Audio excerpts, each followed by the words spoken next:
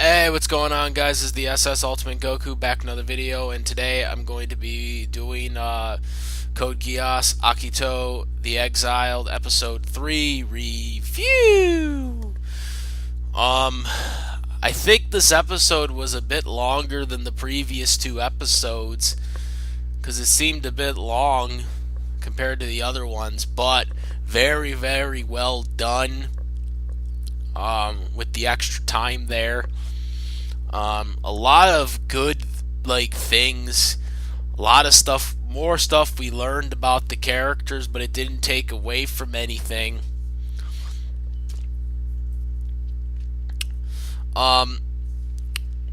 So it had been a month basically since the events of episode 2 happened. And so now they're moving in. You got Kingston, or Julius Kingston, and Suzaku. They're there. They're with the people, that the Britannian knights that are there, that are in command and shit. You got Leila. They're out and about with with her subordinates. And then you got the guy from episode 1 that basically lost his command to Leila. If you remember, he's still pissed about it, and he sees Leila in the computer, so he decides to get his revenge by freezing her account, which had $1 million in it, and they were gonna get food and stuff like that there. So they weren't able to get it. They weren't able to get food or a new dress and stuff like that, which they originally were gonna do. They couldn't get back into the military because they were considered civilians because of this hack. Because of it. So then, they're trying to figure out what they're gonna do.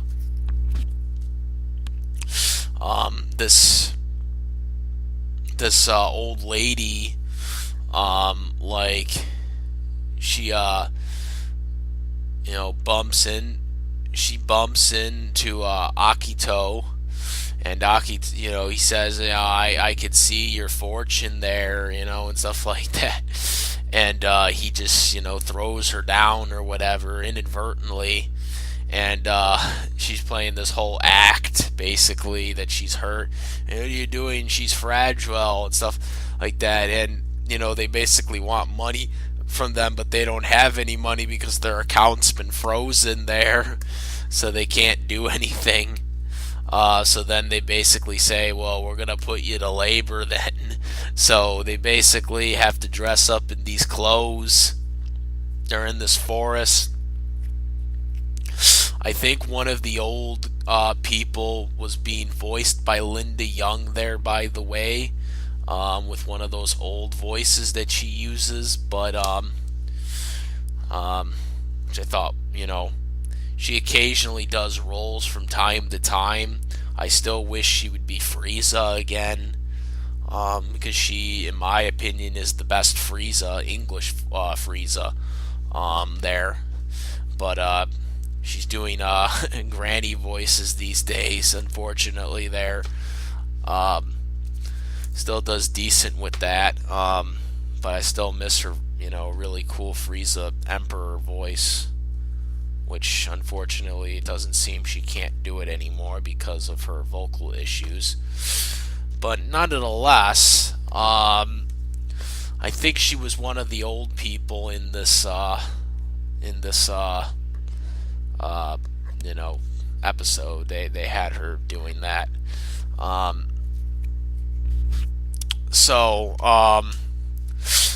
Anyways, they had them basically, food and water, doing all these jobs. Leila was struggling with it because she never has done this type of stuff before.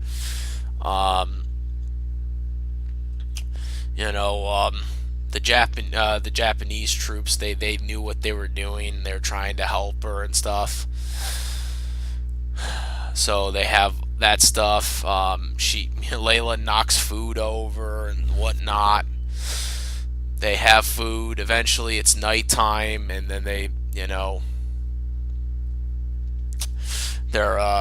she can't sleep, so she gets out of the bed there. The girl that's sleeping with her too said sister. I guess she had a sister, by the way. But when he gets out of there, she gets out of there. Akito's awake, and like they're like talking, and Layla reveals more about her past. That basically her biological father was some leader who gets killed, and her mother is then killed as well. There, Layla was the only one who survived that day. So there was that.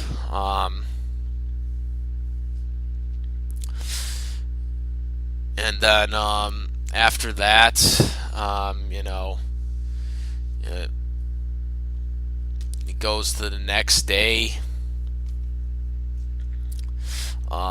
Meanwhile, you got Julius and Suzaku. They're planning their whole thing on what they want to do.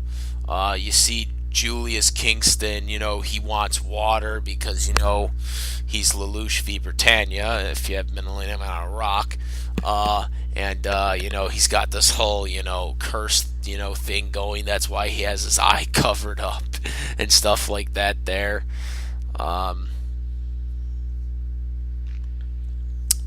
The next day you see they're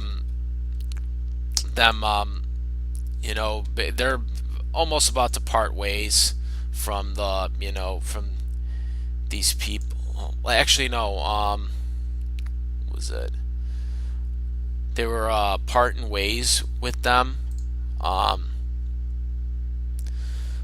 And I believe there was a moment where Ano, she sees Akito with the sword, her sword that was given to her, and she eventually just tells him, to keep it.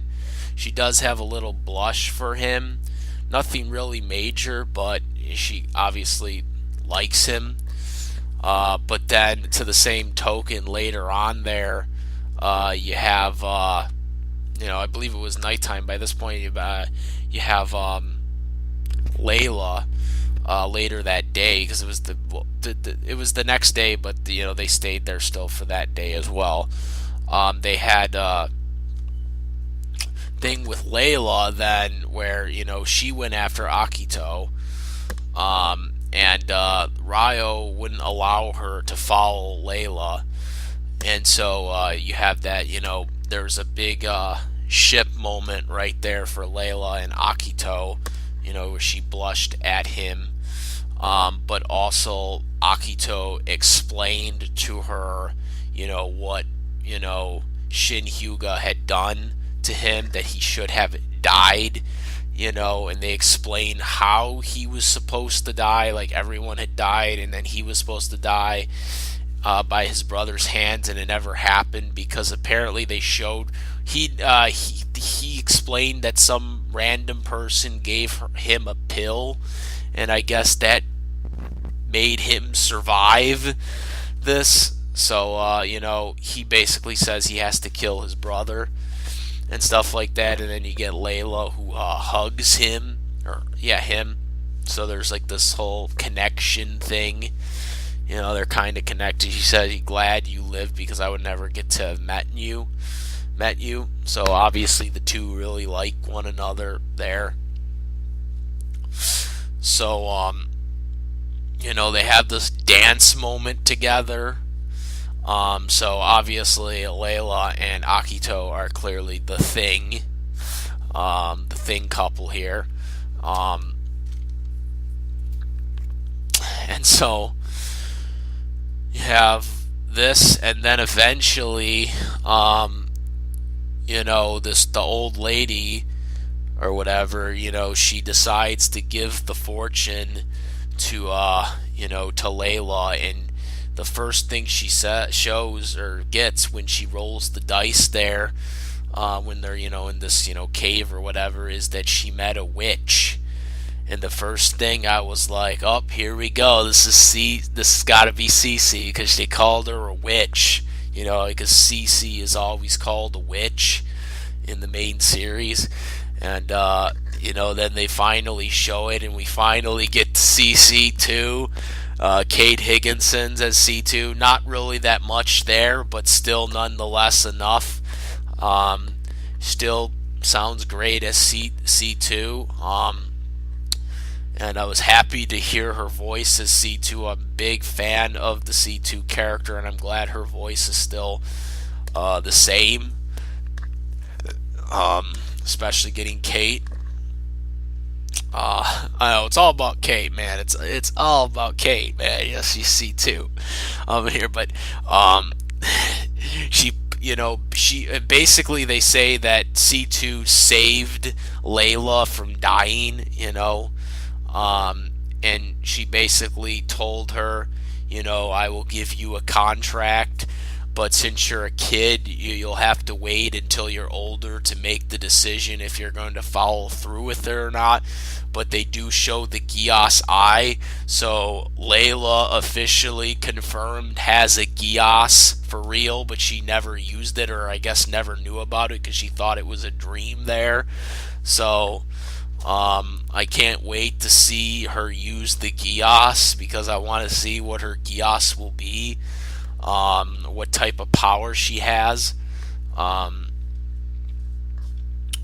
It'll be really interesting to see what she has. But then C2 basically walks away with some other people, random people with her. And that's it for C2. I hope we get to see C2 again. I hope that isn't it. She was just a flashback. I was hoping for a little more of C2. I'm hoping we get to see her a little bit more. She's supposed to only be a guest star, so she only is probably going to come in for a few other scenes. I'm sure she's going to show up in one of the next two episodes, because I think she, has to, tell Leila what, she wants to do, because that's what she said in the flashback. So there's going to be something there where she comes back for a little bit there, but I hope we get to see a little more of C2. I love seeing C2. It was awesome getting to see C2. I was like cringing when I got to see C2. I was like, yes, get to see C2, people. C2. Really happy about that there. So then after that, it's the next day. They pack up, and they're getting ready to go. They find out what happened to their money there and the account, and the hacker Yorio basically rehacks it, and then takes out the hacker, and so now he can't get in, and so now he's all pissed. But now they can finally get in, and so now they're planning, planning what they're gonna do next, and stuff like that. They showed like some of the stuff that they had been working on and stuff. Annie, who had been watching the cat earlier in the episode, I believe at the start there was that whole thing where she was trying to get used to the cat, Leila's cat, but the cat wouldn't get used to her. But now she's back, and Annie's really happy that Leila's back. So there's that. While this is going on, Kingston and Suzaku, they take command basically. Kingston basically is the equivalent of the Emperor now. Like, he's in charge of everyone. He overrules everyone basically. So he's now going to try to, I guess take over Europe, or that's what his plan is. So he basically says this is what we have to do. We have to, put it out there and put our soldiers out. And the Duke of, the Britannian front, I guess, of Europe didn't want to do that, and he said, "You dare, question me, you will be executed." So he was gonna be executed. Hyuga basically was the only one that really, like, just said, "Okay, well, do the orders," but that obviously still didn't stop uh, Kingston from executing the Duke. So the Duke's gone. Um, so they got rid of him, as well as subordinates, his subordinate. After Shin Hyuga basically agrees to Kingston's orders, they play the classic Code Geass chess game. I was like, I loved this scene. I was like, yes, we got the chest, because we hadn't seen that yet. We got to see this with Lelouch. He's the chess master, and so even Kingston, as Julius Kingston, he beats Hyuga in the chess matchup, and he basically figures out Hyuga's tactics and stuff like that, and then eventually,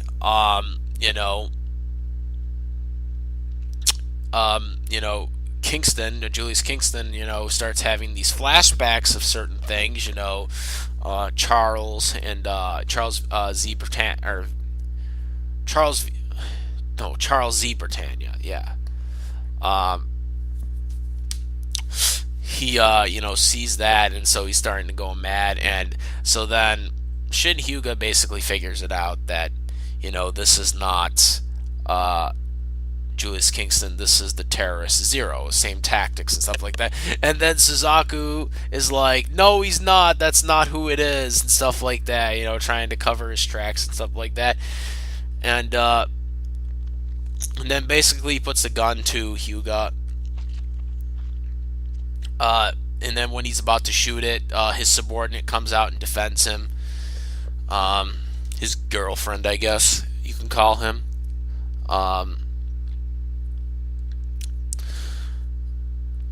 Meanwhile, this is happening too. There's a snowstorm scene where they're at the power plant, and apparently they threatened to destroy it, or they said that they destroyed it, but they really didn't.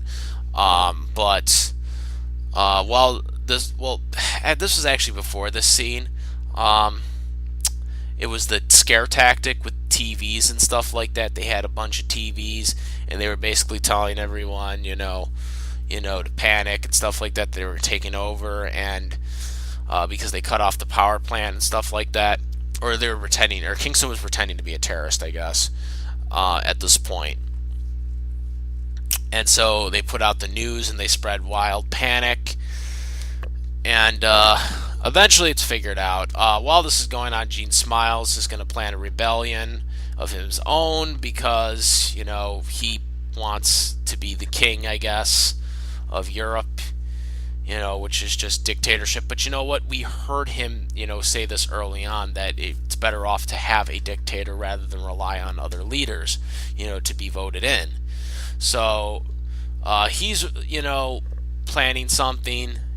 We don't exactly know the full details yet. While this is going on, again, you have these scare tactics going on, which, again, Leila eventually figures it out that they're just scare tactics. But while this is going on, there is the best fight scene in this entire episode. After, Suzaku tries to shoot Hyuga, it's blocked by a nightmare, his, girlfriend, essentially, supporter. And then there's a fight between her and Suzaku in his Lancelot. Very good fight scenes. Eventually, Suzaku wins the fight, but not before he takes down Lelouch. He eventually figures out it's Lelouch as well, which I thought was amazing on his part, that he eventually figured out that this guy is, a prince. He's not the terrorist Zero, he's the prince. which to me was pretty surprising. Um, and it looked like he was going to kill him, but he didn't actually kill him, which is weird because he had an opportunity to kill him, but he didn't actually do it. So Suzaku,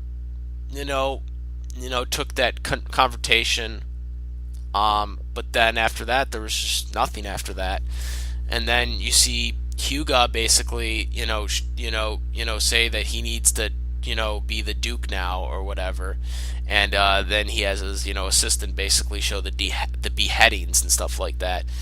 Meanwhile, other people that were still alive from this, other leaders basically felt that, he killed his adopted father, to take control.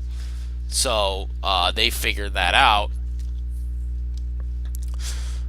Probably a little too late, but that happened. Leila, again, basically explains to everybody that it was a fabrication. It was scare tactics. What happened with the terrorist, attacks. Also, Hyuga basically says that Kingston was zero. Julius Kingston was zero and wasn't really assassinated as they claimed. So there was that as well.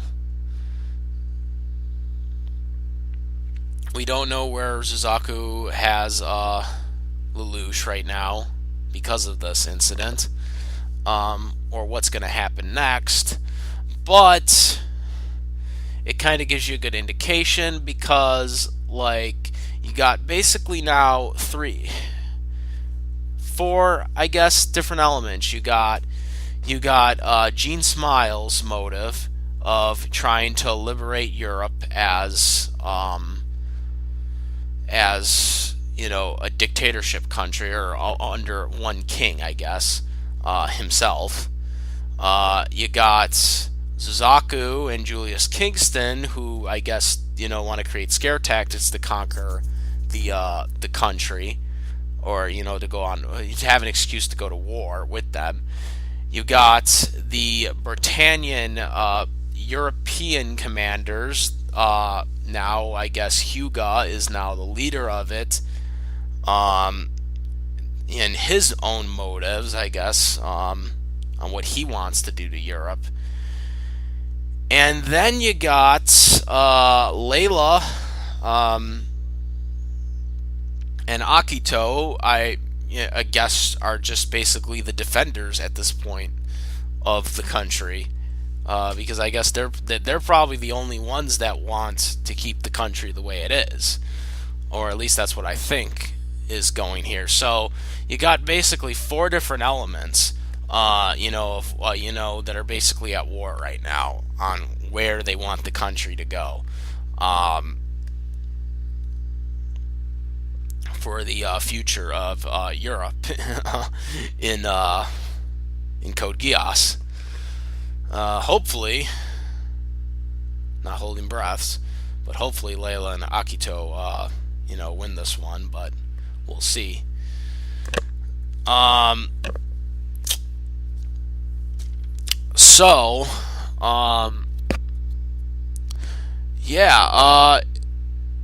After that, they, explain their plans, and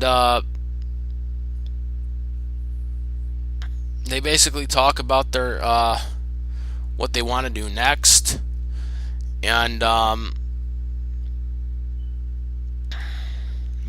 going over, the scares tactics and stuff like that. Eventually, Akito and Ryo basically, start punching one another, and they say, "Oh, they're not going to do it seriously. They're just, being, kids, and just fooling around because it's the only thing they know how to do."